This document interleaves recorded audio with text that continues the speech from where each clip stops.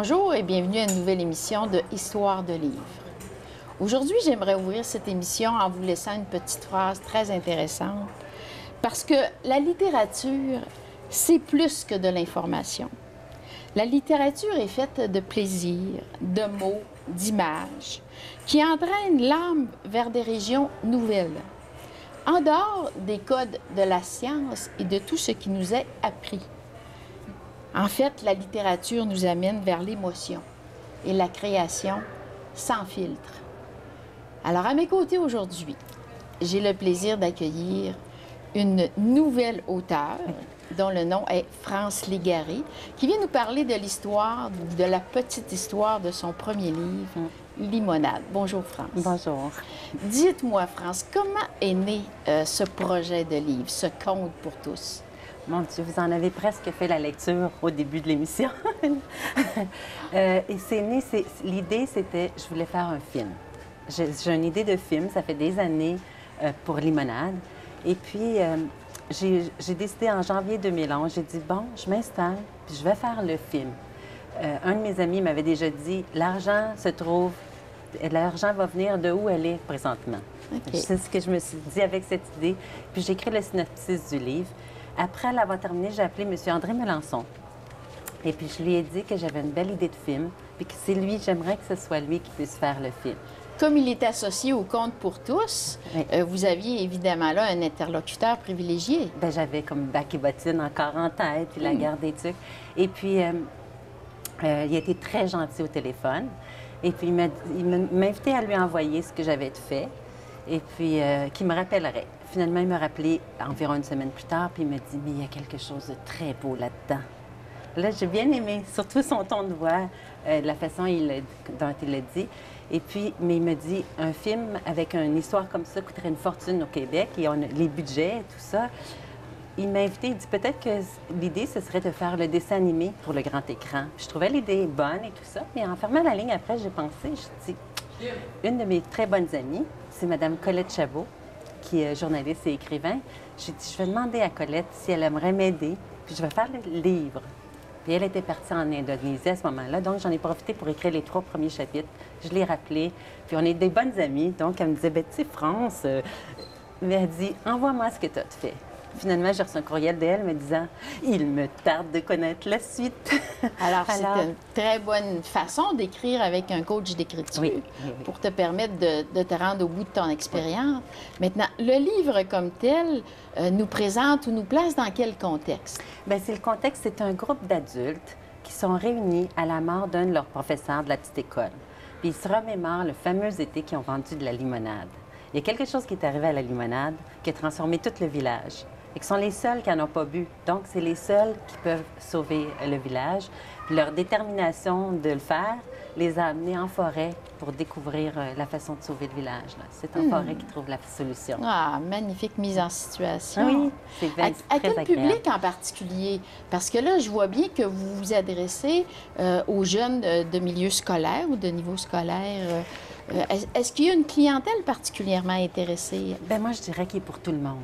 Okay. Oui, c'est un livre qui est vraiment pour tous. C'est sûr que j'ai des ateliers, je vais commencer à faire des ateliers avec les jeunes, que j'appelle l'effet limonade, dans les écoles et tout ça.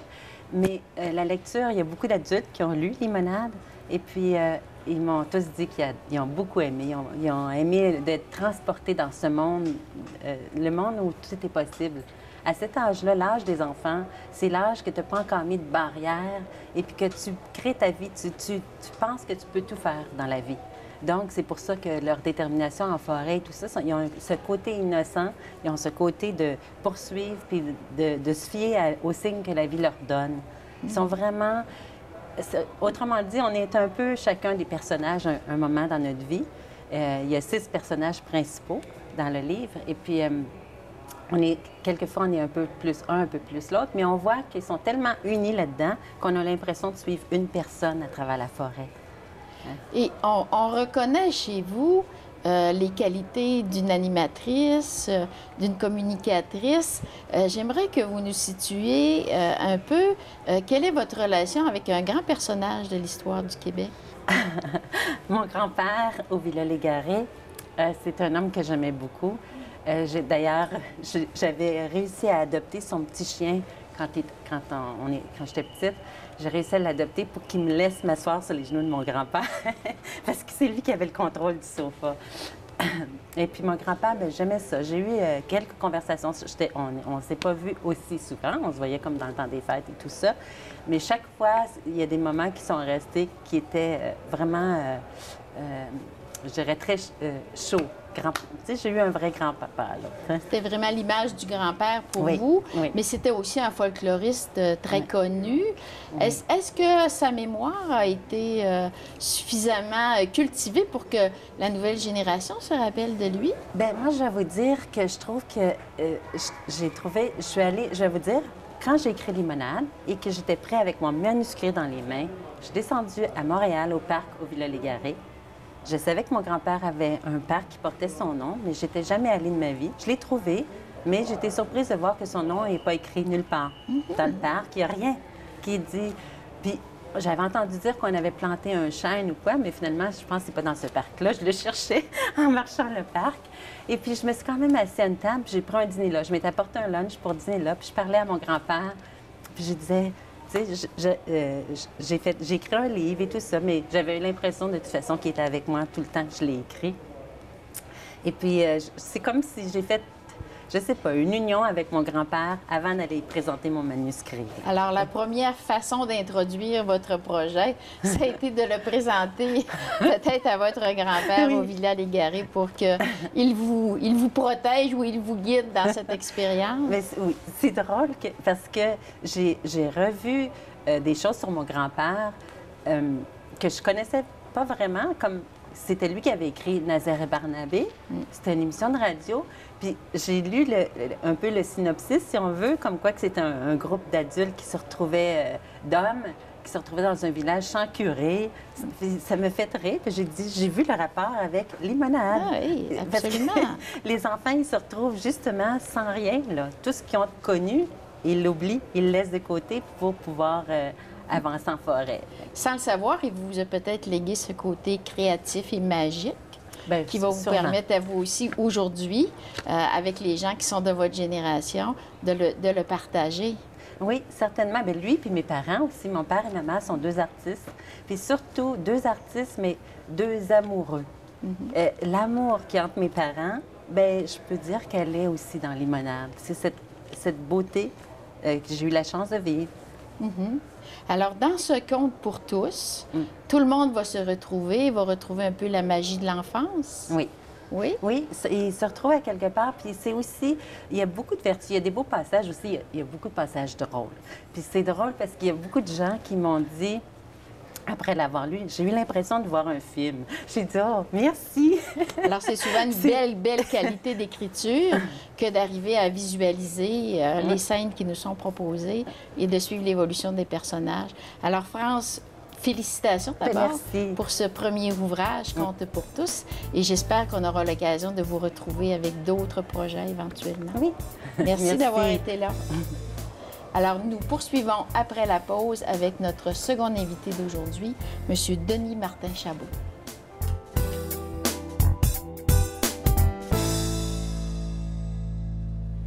Alors, j'ai le plaisir d'avoir à mes côtés maintenant un journaliste, communicateur et aussi auteur, dont le nom vous est certainement familier. Bonjour, Denis Martin-Chabot. Bonjour, merci de m'accueillir. Alors, c'est avec grand plaisir que je voudrais partager avec vous un peu l'histoire des premiers livres que vous avez publiés, souvent en douce, puisque je pense que derrière la carrière du journaliste, on a peu fait d'espace à la carrière de l'écrivain. Et j'aimerais donc savoir un peu comment s'est fait la transition de votre carrière, d'être devant la caméra ou d'être derrière l'écran d'ordinateur. C'est curieux comment tout ça a commencé. Il y a plusieurs années de cela, je trouvais que mon style de rédaction à la télévision était plutôt terne, plutôt semblable à tout ce que l'on voyait. Et j'ai cru que ce serait peut-être une bonne idée d'apprendre à écrire. Alors j'ai pris des cours d'écriture, et là, il faut le faire, des cours d'écriture dramatique. Et à l'époque, je vivais en Alberta, et j'ai pris des cours en français à la faculté Saint-Jean. Et suite à ça, je me suis intéressé, je me suis dit, mais il y a tout un autre aspect de la vie qui n'est pas nécessairement basés dans les faits, dans la réalité, qui sont fruits de mon imaginaire.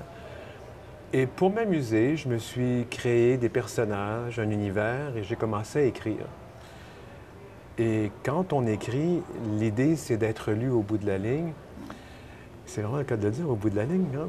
Quand on arrive au mot fin, il faut que ça sorte quelque part. Et j'ai cherché donc à être publié. Et de là est arrivé donc Manigance, qui était le premier. Et par la suite, il y a eu Pénitence. Et en fait, ce qui est intéressant, c'est que j'avais écrit les 2 premiers romans en un seul, mais il était tellement long qu'on l'a coupé en 2 pour en faire 2. Et puis là, bien, il y a eu des suites à tout ça.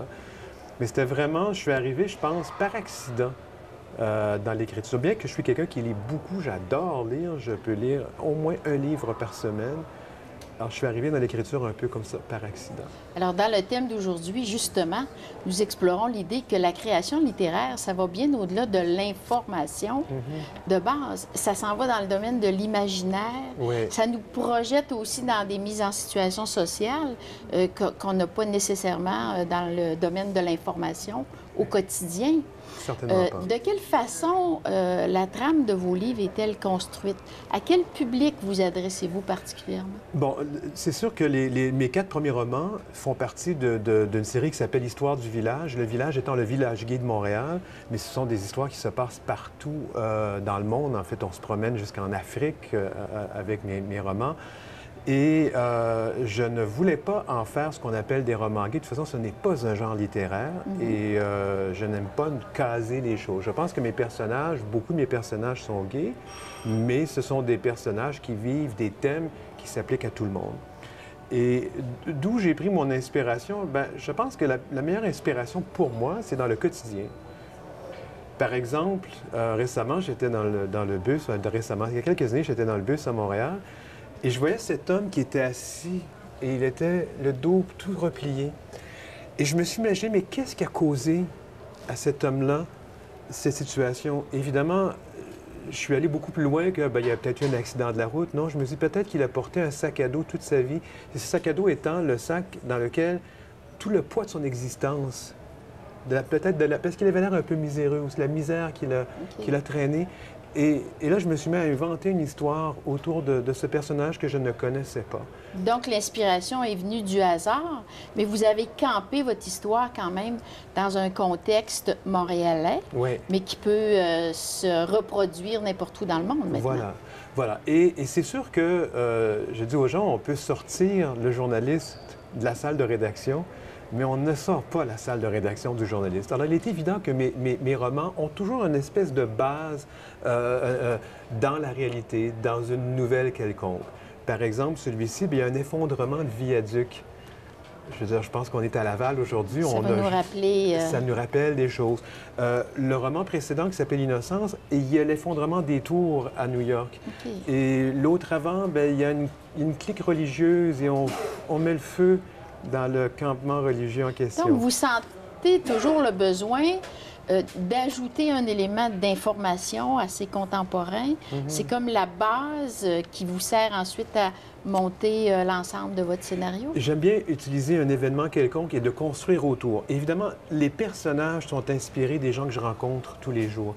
Et c'est des choses parfois que je rencontre dans mon travail. Il y a des gens extraordinaires et je fais 2 minutes avec eux et c'est terminé. Et je sais qu'il y a autre chose à raconter. Ouais. Alors souvent, je vais transposer parce que je pense qu'un peu par respect pour les gens, je transpose leur histoire dans un autre personnage. Parfois, un personnage est inspiré de 2 ou 3 ou 4 de mes rencontres. Et si j'en fais un personnage... Le côté éphémère de l'actualité vous amène à développer dans les livres des relations plus importantes entre les gens, entre vos personnages. C'est ça. Je trouve que j'accorde une importance incroyable à mes relations avec les gens, aux relations humaines. Et je trouve que de nos jours, c'est peut-être quelque chose qu'on met de côté. On est trop pressé. Hein? On doit écrire 140 caractères hein, pour le Twitter. C'est vraiment court, tout ça. Alors, je me dis, peut-être faisons-nous plaisir de temps à autre. Et on écrit des choses un peu plus inspiré, où on prend le temps de mettre les mots, les bons mots, et même si ça dépasse 140 caractères, c'est pas un problème. Là, on n'a plus le problème d'organiser la pensée de la même façon, ou de la structurer de la même façon. Dans Accointance, connaissance et mouvance, parlez-nous un petit peu davantage de cette mise en contexte. C'est votre dernier ouvrage? C'est le dernier ouvrage qui est paru il y a 2 ans, bientôt 2 ans, aux éditions Pop Fiction, qui malheureusement ont fermé leurs portes maintenant. Mais c'est une histoire qui est assez... Bien, ce sont des chroniques. Ce sont donc des personnages. On commence à lire un endroit à un autre et tous ces personnages finissent par se rencontrer dans un événement. Alors, dans ce roman, je raconte l'histoire d'un jeune garçon qui a eu un accident de vélo lorsqu'il était tout petit et qu'il est devenu paraplégique. Et évidemment, il est attiré par les garçons, mais dans le monde gay, on sait que la physionomie, le culte du corps parfait, évidemment, ça l'écarte. Alors, il vit sa vie par procuration, par Internet. Il rencontre des garçons un peu partout dans le monde. Et puis, malheureusement pour lui, évidemment, il vole des photos un peu partout. Il se crée un personnage, un avatar, comme on dit. Alors, il s'appelle Marcel, mais c'est Martin, et tout ça change. Et il finit par convaincre des garçons de venir le rejoindre à Montréal. Et il ne pensait pas du tout faire ça. Et là, tous ces gens se rencontrent, et là, on commence à découvrir leur histoire. Alors lui, son handicap, c'est sa paraplégie. D'autres, c'est peut-être leur religion. J'ai des personnages musulmans. D'autres, peut-être, c'est un peu, je suis plus vieux, je suis un has-been, je suis fini. Et ça aussi, alors, chacun peut porter son type d'handicap psychologiquement parlant. Est-ce que c'est possible d'en avoir un bref extrait, Denis Martin? Alors, je serais curieuse de voir le style d'écriture du journaliste lorsqu'il passe dans la forme littéraire. Alors, je vais raconter, c'est un peu l'histoire de la rencontre entre Ahmed et Saïd, donc 2 jeunes Algériens qui se rencontrent, ils sont tous les 2 musulmans. Et voilà, alors Ahmed, c'est le gars de la ville et Saïd, c'est le gars de la campagne. Ahmed est cool. Le gars de la ville connaît tellement de choses. Tous les chanteurs populaires, les derniers tubes et toutes les nouvelles danses en vogue dans les discothèques d'Alger, alors qu'à la campagne, on fronce les sourcils sur ce genre de déhanchement, surtout sur des musiques américaines. À force de regarder les séries américaines et leurs vedettes, les plus récents films d'Hollywood, Ahmed a également fini par apprendre l'anglais. Saïd jalouse secrètement les cheveux longs et noirs foncés de son compagnon, qui passe au moins une demi-heure tous les matins à placer soigneusement avec des pommades et des gels. Le citadin porte des vêtements qu'on voit dans les magazines de mode ou à la télévision, des blousons de cuir ou en denim, des jeans ajustés et des t-shirts bien coupés. Il se déplace en glissant, sans bruit, élégamment, avec grâce. Saïd n'a rien de cela. Sa garde-robe s'inscrit dans les mœurs conservatrices de son pays et ne révèle aucune sensualité dont son corps pourrait certainement être capable. Ses flingues trop amples et sa coiffure sans éclat cachent tout attrait qu'il pourrait avoir. Alors, très bel extrait qui nous montre les contrastes entre vos personnages et leur façon de faire. Alors, ça nous donne évidemment le goût de le parcourir au complet, de se le procurer. Merci beaucoup, Denis Martin Chabot, pour cette présence aujourd'hui. Je rappelle que vous êtes l'auteur de 4 livres, Manigance, Pénitence, Innocence et Accointance, qui sont maintenant disponibles en librairie. Merci d'avoir été là. Merci. Au retour de la pause, nous rencontrons, dans ce contexte particulier de notre tournage d'aujourd'hui, une libraire, Claude Gauthier.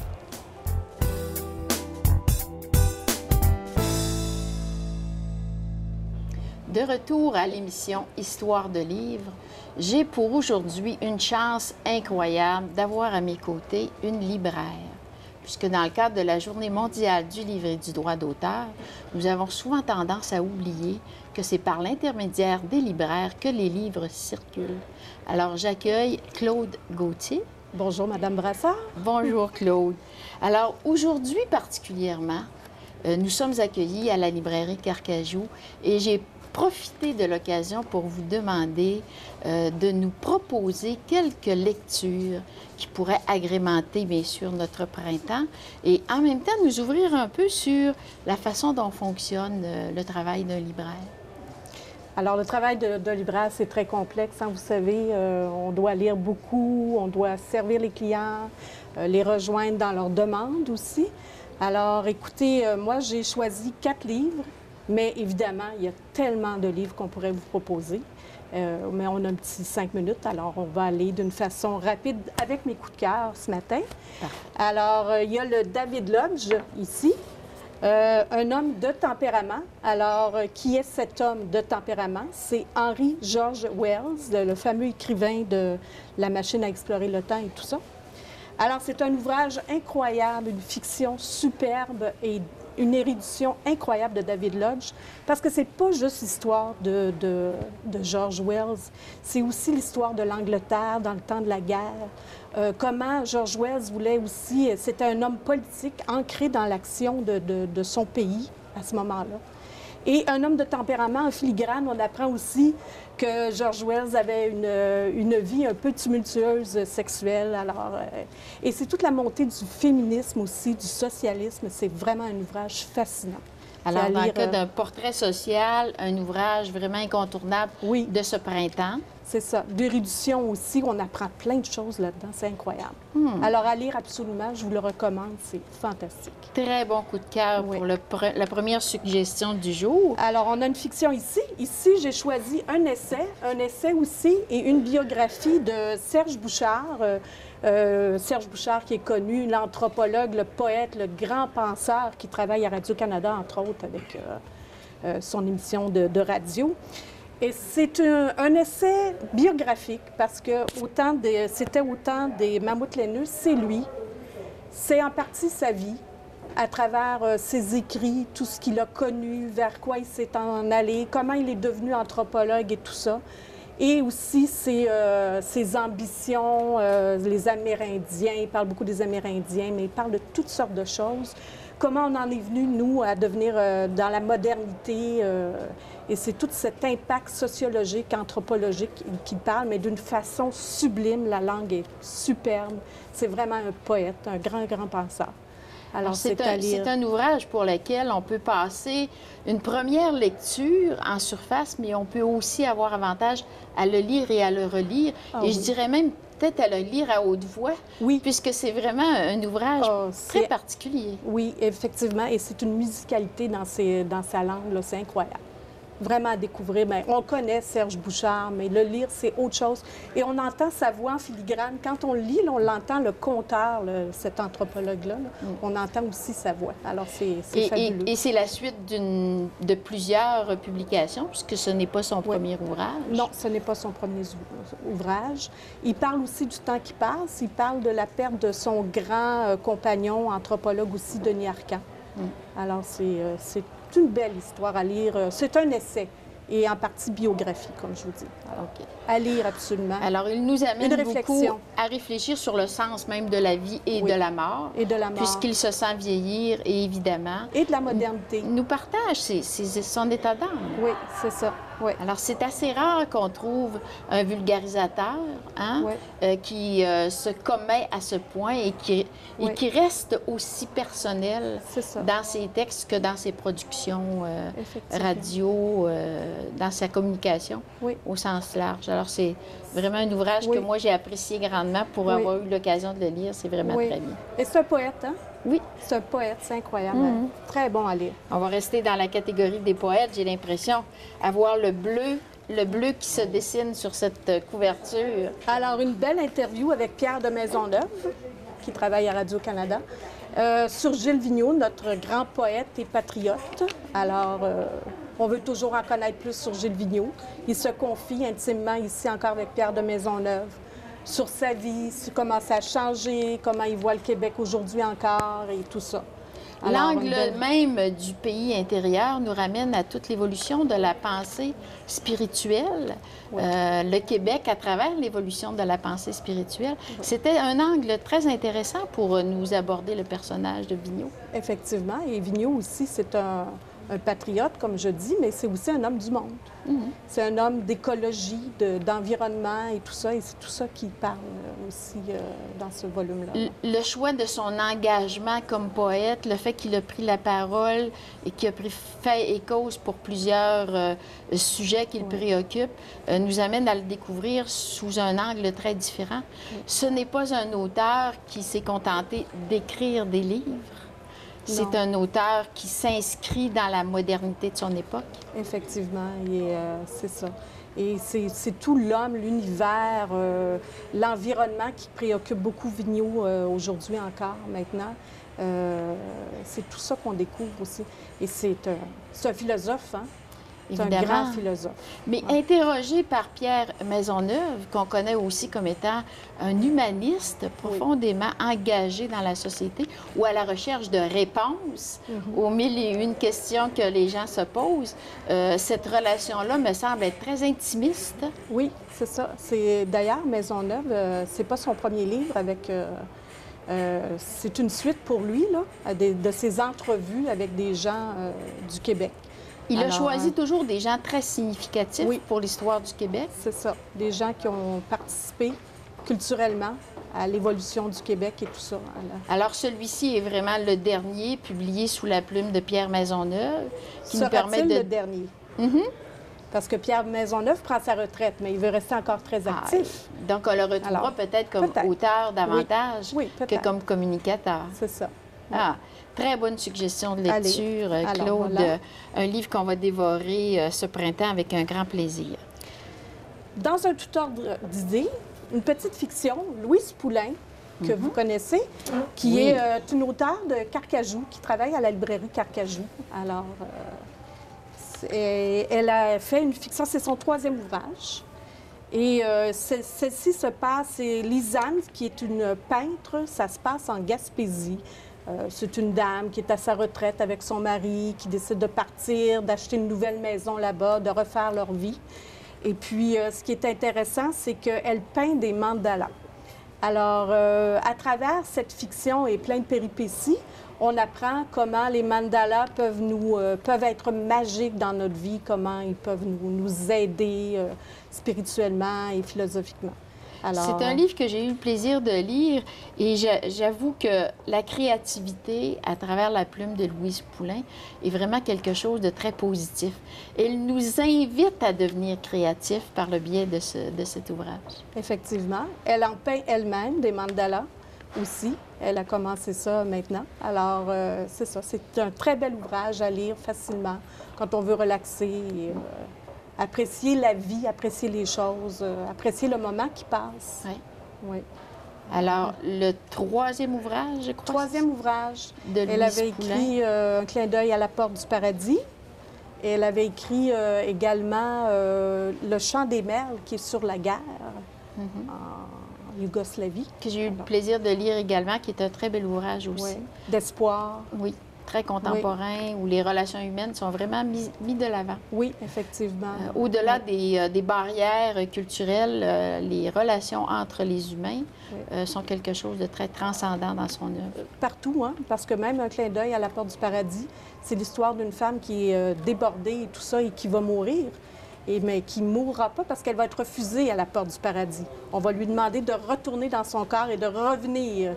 Mais là, c'est tout l'échange, la communication entre hommes et femmes, comment se comprendre entre humains, comment favoriser de meilleurs rapports et tout ça, à travers cette fiction qui est vraiment un petit peu comique, là, qui est drôle, là, qui nous fait sourire.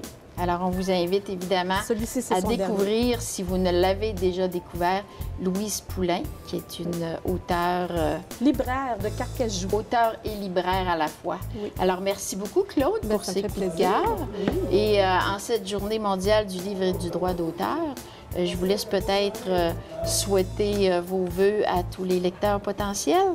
Bien oui, alors on vous invite tous à la librairie Carcajou, à Duvernay, centre Duvernay, et à la place Rosemère.